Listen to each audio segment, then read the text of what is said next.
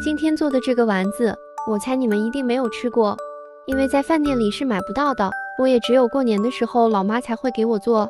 今天的主角就是一个大馒头，馒头最好选用冻过的，那样切的时候才不会掉那么多的沫。我这个也没有冻，是昨天买菜送的。最后给它切成小丁，放在一个大碗内。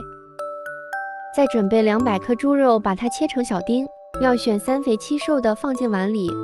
再加适量的姜末、葱花，半勺13香，2勺生抽，半勺老抽上色。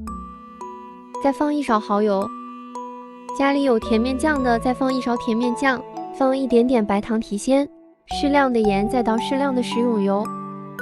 先给它搅拌一下，感受一下它的干湿程度，如果觉得比较干，就加一点点清水，搅拌均匀就可以了。盘子内撒一些干面粉，抓一把刚才拌好的馅，用手使劲攥，给它团成一个丸子的形状，放在盘子内。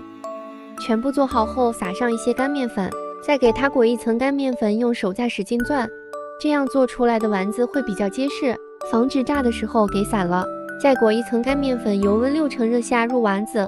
下丸子的时候一定要小心点，火不要太大了，大概炸个4、5分钟，表面发黄了，就可以把它捞出来了。丸子里边有大肉块，它没有炸熟，放蒸锅里，水开后蒸15分钟，一个是为了蒸熟，一个是去一部分油腻。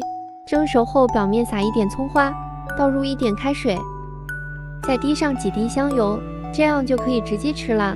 别看这个丸子不太好看，但是它真的很好吃，就像我之前推荐的冬瓜烫面一样，你吃一次绝对可以爱上它，而且这个饭店里真的买不到哦，强烈建议大家一定要试试。